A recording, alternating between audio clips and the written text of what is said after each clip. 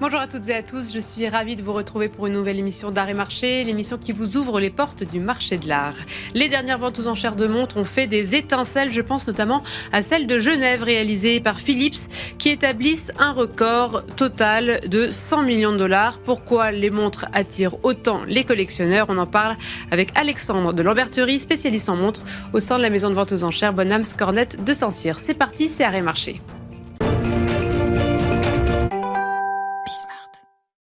Plusieurs records ont été battus ces derniers mois concernant les montres, notamment au marteau de Philips.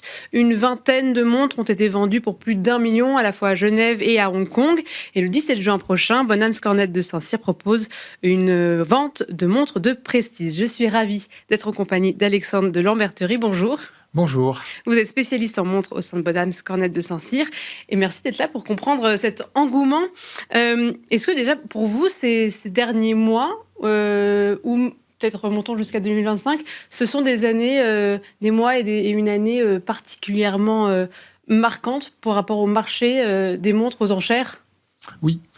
Le marché de l'horlogerie dans son ensemble est en progression, mais le marché de la montre de seconde main progresse plus vite. C'est un marché qui représente... Que les montres neuves. Que les montres neuves, okay. Exactement.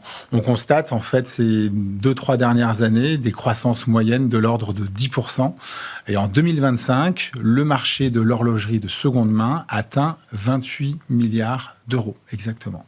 Quand on parle de l'horlogerie de seconde main, c'est particulièrement pris par les enchères, ou il y a d'autres échanges qui se font? Il faut considérer, en fait, dans son ensemble, les maisons de vente aux enchères, les plateformes de revente sur Internet et également des magasins qui ont pignon sur rue, par exemple.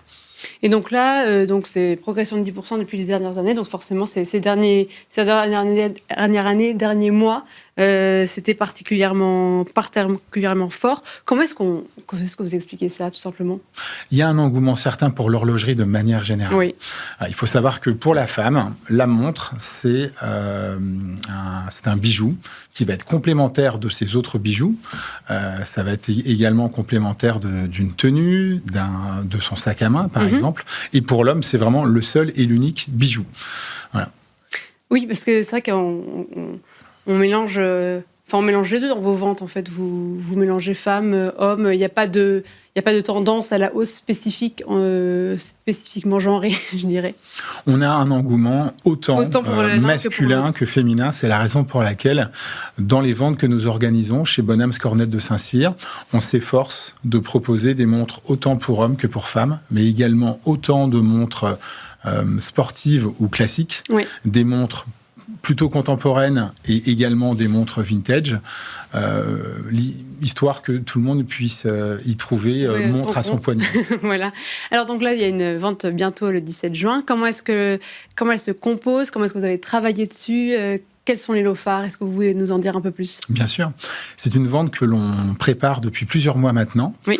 C'est-à-dire qu'on a travaillé avec nos différents bureaux européens, parce que Bonhams Cornette de Saint-Cyr, c'est une maison internationale. Et donc, pour cette vente organisée à Paris, on travaille avec nos bureaux de Milan, de Rome, de Madrid, de Munich, de Bruxelles et de Amsterdam. On organise des journées d'expertise, oui. Au cours desquelles on rencontre des collectionneurs, par exemple, qui souhaitent faire évoluer leur collection. Nous allons donc dispenser gratuitement des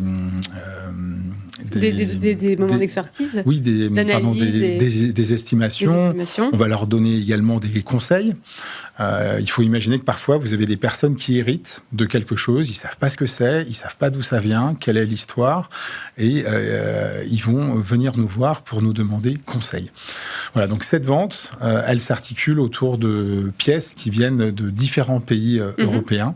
Et la pièce la plus abordable, on va dire, de cette vente est à 2 000 € et la plus chère en estimation basse à 120 000 €, exactement. Et ça, ce serait pour quel modèle?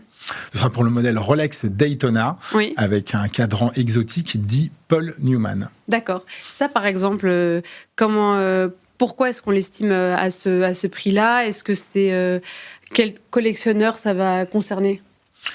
C'est une pièce qui fait vraiment partie du Saint Graal pour tout collectionneur.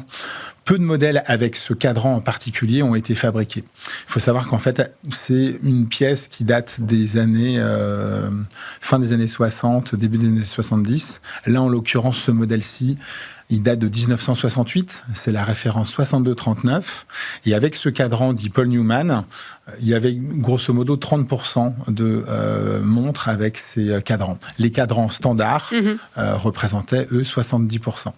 Voilà. Et en fait, ce modèle a une cote très importante du fait que la femme de Paul Newman lui a offert ce modèle en 1969. Il l'a porté, je crois, sur le tournage du film Virage. Oui. C'est comme ça que c'est rentré dans l'histoire. Parce que qu'est-ce que vous regardez, justement? Vous nous avez parlé de ces cadrans, donc cet élément de rareté. Qu'est-ce qui rentre d'autre dans l'analyse de l'expertise d'une montre? Ce qui va rentrer en ligne de compte, ça va être l'état de la montre. Ça va être, par exemple, si des éléments ont pu être changés. Par exemple, des aiguilles, si le bracelet est également d'origine. Ensuite, on va regarder qu'est-ce qui accompagne la montre. Par exemple, si la montre est accompagnée de son écrin d'origine et de son certificat de garantie. Ouais. On a aujourd'hui des clients qui sont de plus en plus avertis et qui souhaitent investir et également, bien sûr, se faire plaisir dans des montres que l'on considère full set, c'est-à-dire la montre accompagnée de son écrin d'origine et de son certificat de garantie d'origine. Donc ça va forcément avoir une valeur beaucoup plus élevée. Tout à fait, exactement. Et aussi en termes de... Parce que ce qui est beau aussi dans ce monde des enchères et de la seconde main, c'est quand même d'avoir aussi le sentiment que l'histoire est passée, une petite patine, quelque chose comme ça. Est-ce que ça joue? Ou au contraire, on veut que la chose soit impeccable avec... Alors, vous avez différentes catégories de sélectionneurs, de collectionneurs, mais les gens sont attachés effectivement au fait que la montre puisse avoir une patine. Dans cette vente, par exemple, nous avons 2 modèles Omega Speedmaster de la fin des années 50, avec une patine que l'on dit tropicale. D'accord. En fait, le cadran, initialement, il est noir.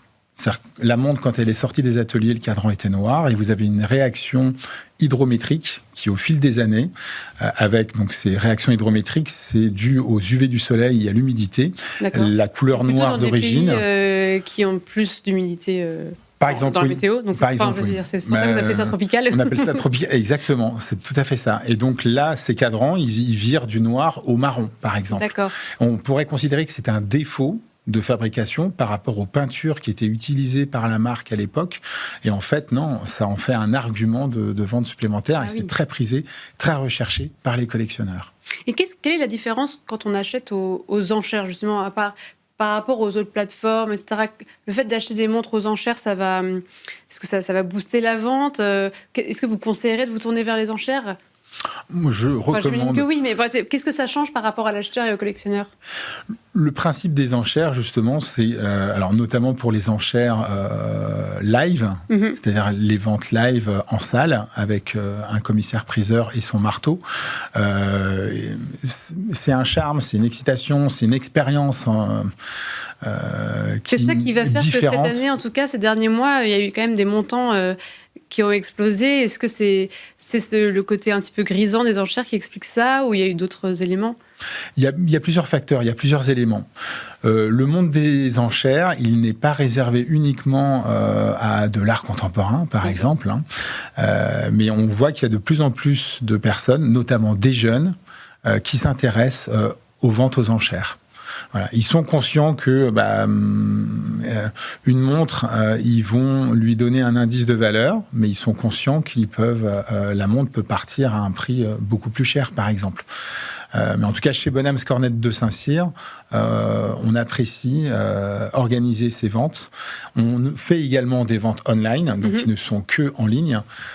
Mais ces ventes aux enchères, elles sont faites justement pour des clients qui recherchent à l'occasion d'un anniversaire ou d'une autre occasion, notamment de pouvoir se faire plaisir. Et là, donc cette vente a lieu à Paris. C'est vrai que tout ce qui est bijoux, etc., c'est souvent à Genève. Il y a eu des ventes qui ont eu lieu à Hong Kong. Est-ce que les goûts changent par rapport à la place de Paris, ou alors c'est vraiment quelque chose de mondialisé? Chez Bonhams Cornette de Saint-Cyr, c'est très mondialisé. On est une maison de vente internationale. Ou autre part, finalement, ça ne va pas changer grand-chose en termes d'attractivité. un client, ou un collectionneur qui recherche un modèle particulier, qui soit en vente à Hong Kong, à Genève ou à Paris, s'il veut vraiment cette montre, il se positionnera dessus. En fait, Paris, oui, bien sûr. On a énormément de clients américains, notamment, qui viennent acheter dans nos ventes parce qu'ils ne trouvent pas chez eux certaines pièces de marques peut-être un peu plus confidentielles. Notamment des marques comme Breguet ou comme Vacheron Constantin. Oui, parce qu'en France, on n'est pas très loin de la Suisse, mais c'est vrai qu'on a quand même une histoire, un patrimoine horloger qui est quand même assez fort. Tout à fait. L'horlogerie ne vient pas que de Suisse, elle vient également du Jura français. Mais donc, cette clientèle internationale, elle recherche des pièces qu'elle ne trouvera pas, en fait, sur son marché. Voilà. Beaucoup de clients nous disent, chez nous, on a beaucoup de Rolex, de Patek Philippe ou de Audemars Piguet, alors que chez vous, on arrivera à trouver des choses bien plus spécifiques. Et justement, c'est ces types de montres-là qui vont toucher une clientèle plus jeune, parce que c'est vrai qu'on entend très souvent parler de Rolex, Omega, tous ces grands noms. Aujourd'hui, quand on est un plus jeune collectionneur de montres, on se tourne vers quoi ? On peut se tourner vers des marques comme Rolex, par exemple. C'est-à-dire que Rolex, ce n'est pas seulement le modèle Daytona, chronographe, avec son estimation à 120 000 €. On a des modèles comme le modèle Datejust, à partir de 4 000 €. On peut tout à fait se faire plaisir avec une belle montre. Un modèle Datejust, par exemple, des années 60 ou 70, qui a une belle histoire. On peut également se faire plaisir avec une marque comme Cartier, par exemple. Cartier est une marque qui est revenue sur le devant de la scène ces dernières années. Et l'avantage de cette marque, c'est qu'elle propose une collection qui est à la fois complète et très riche. Du modèle Tank au modèle Colisée, Vendôme, Cougar ou Panthère. Si aujourd'hui on voulait... vous n'allez pas nous donner des conseils, mais une petite marque qui, pour vous, progresserait bien dans le temps et serait un investissement intelligent. Est-ce que vous aurez vous penseriez à quelques modèles qui aujourd'hui ne font pas forcément les plus grands prix ? Alors aujourd'hui, il est difficile d'analyser le marché et de savoir ce qui, à l'avance, pourra... Oui, vous n'avez pas de boule de cristal, mais on n'a pas de boule de cristal, vous commencez à déceler des petites tendances. Une marque comme Cartier, oui. C'est une marque que l'on recommande, que l'on suggère. Pas nécessairement parce que c'est une marque française à la base. Vous avez une marque également comme Tudor.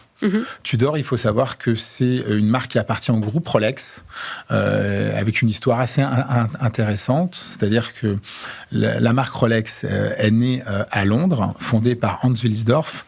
Quand ils ont décidé de déménager en Suisse, à Genève, ils avaient besoin de nouveaux ateliers. Ils ont racheté des ateliers et un savoir-faire. Et Hans Wilsdorf a donné le nom à cette marque de Tudor parce qu'il était lui-même, il appréciait énormément la famille des Windsor, ayant vécu à Londres. Et donc la marque Tudor a toujours été un peu le laboratoire de la marque Rolex. C'est la raison pour laquelle leur positionnement prix est en dessous de Rolex. Mais pour un savoir-faire qui peut être presque équivalent alors. Exactement, parce que les modèles Tudor, vous avez le boîtier, c'est du Rolex, le cadran, c'est Rolex, les aiguilles également, juste le mouvement qui n'est pas Rolex. Merci beaucoup, on va continuer à suivre du coup cette évolution, cette tendance des montres. Merci beaucoup Alexandre de Lamberterie. Je rappelle que vous êtes spécialiste en montres au sein de la maison de vente aux enchères Bonhams Cornette de Saint-Cyr. Et merci à vous toutes et tous de nous avoir suivis. C'était Arrêt Marché.